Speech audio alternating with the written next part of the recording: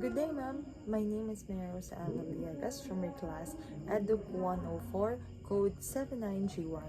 And my topic is physical and health impairment. So in this presentation, we will understand what are these impairments are, their causes, types, and also their impact on learning. And also the school-based program that supports students with these kinds of conditions. So let me start with my report. So what is physical and health impairment? So these are the disabilities that interfere with academic performance and daily physical routines. This means that these are the conditions that makes it difficult for students or person to do such thing like study, participate, and also to perform daily tasks. And next is it can be caused by congenital abnormalities. So it means that this disability is present from birth or because of problems with development. It can be before or during birth. Next is it may result from disease or other causes. It can be developed later in life caused by illnesses, injuries, infection, or other medical conditions. So now let's dive into the causes of physical and health impairment. So there are many different causes of physical and health impairments. No, these are caused by congenital abnormalities such as cerebral palsy, spina bifida, if that's right, and which may include abnormal brain growth. Next is genetics, yung namamana from parents, and injury that is acquired, yung from mga incidents na nagko-cause ng injury. Hormonal abnormalities, poisoning may also be included, and some causes still unidentified and further studies needed to determine direct causes. So now let's dive into the types of physical and health impairment. So first we have the orthopedic impairment. So these are the physical conditions that affect students' educational performance. This includes severe physical conditions affecting bones, muscles, or joints such as amputation, cerebral palsy, and poliomyelitis. So I've watched a movie before. I forgot the title, but that movie was a true story based. No, it is focused on a man or a guy with cerebral palsy. So in that movie, it was his story about his journey having a cerebral palsy. So nakita dun sa movie how does he faces the mga challenges sa pagkakaroon ng cerebral palsy, yung sa paglalakad niya. Pansin ko lang din sa pag-talk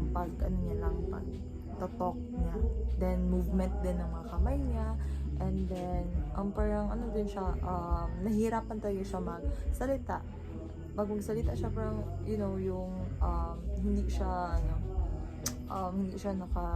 steady lang. Mayroon siya mga movements na uncertain. Yeah.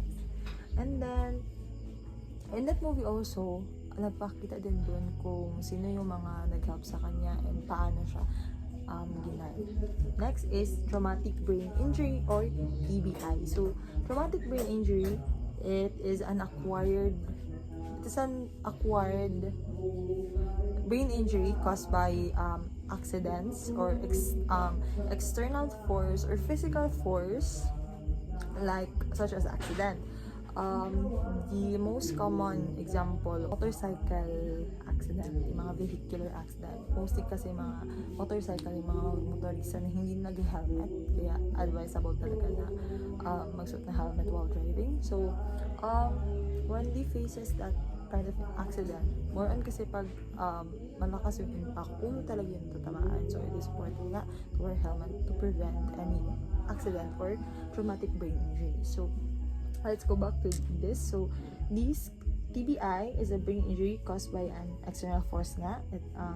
It can affect memory, attention, language, thinking, and movement. So, I have also heard somewhere na after undergoing a operation for TBI, nagkaroon ng changes sa kanya.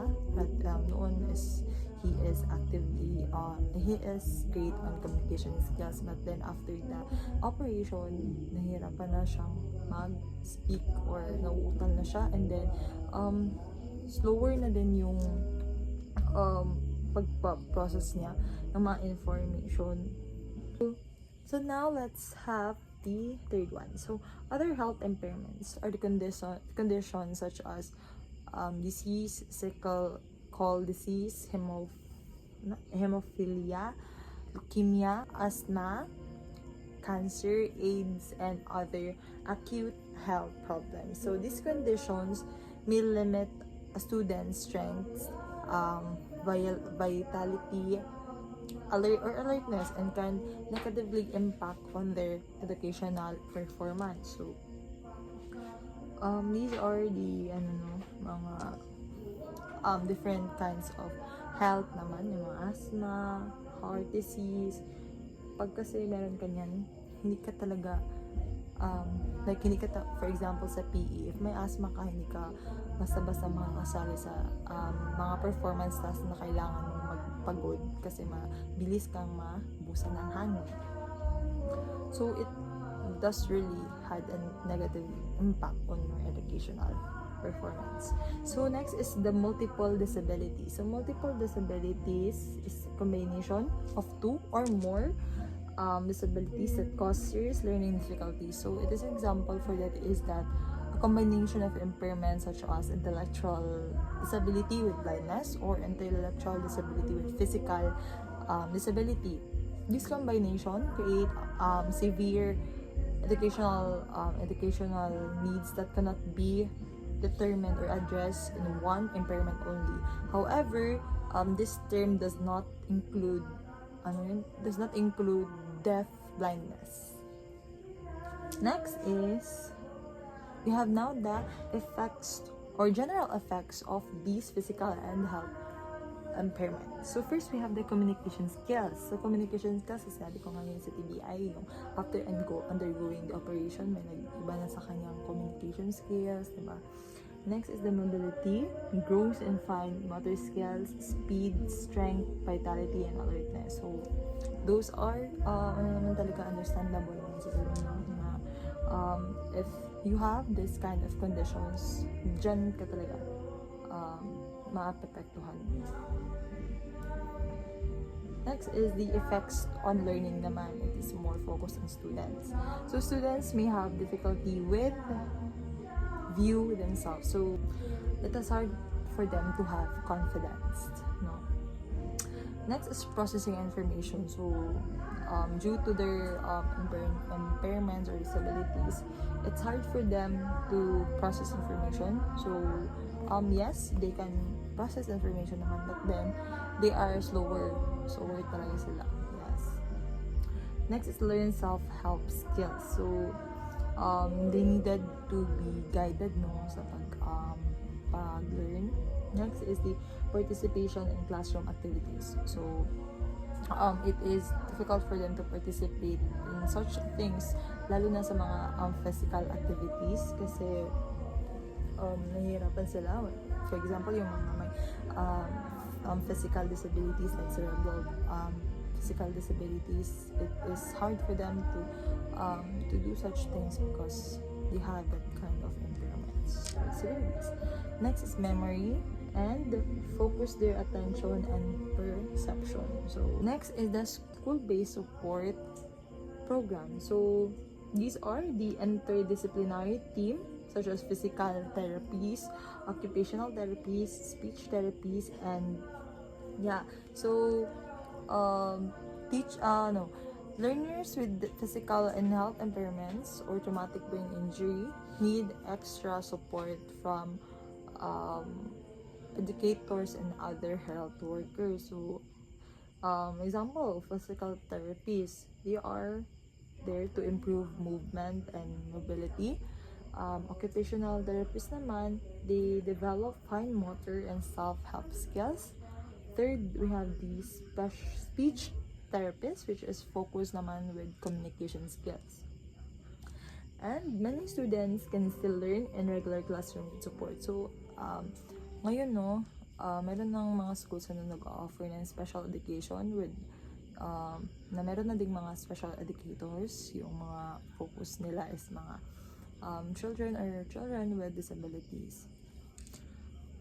Next is we have the teacher and classroom support. So teachers and therapists help students learn to manage their own medical needs to become more self-competent. There are students with physical and health impairments are educated in classrooms. Therefore, teacher must ensure the classroom environment is accessible. So, kaya nga, meron ng mga special education ngayon, schools dito sa ating bansa. Then, they should provide accessible classroom for their students. Keep pathways clear for wheelchairs or medical devices. So, common talaga yung mga devices na may mga physical disabilities. They might have wheelchair. So, the classroom must be organized. Next is provide a comfortable and accessible learning environment. So, yeah. Next is provide a comfortable and accessible learning environment. So, it is much needed kasi mas kakailanganin ng mga children with disabilities na magkaroon ng accessible and comfortable na classroom. Next is remove obstacles and arrange furniture properly. So, kaya it might be advisable siguro na konti lang yung gamit or mga furniture sa loob ng classroom para hindi masyadong distracted yung mga students or hindi masyado alam mo yung hindi kayo full ang classroom kasi kung full then it might be hard for them to learn. Speak directly to the students. Yes, meron yung mga one-on-one yung mga students na kailangan talaga ng one-on-one with the teacher. Next is respect assistive devices as part of the students' personal space. And lastly, ask politely if the students needs help. So those are the teachers in classroom support, and that would be also the last part of my report. So thank you again, ma'am.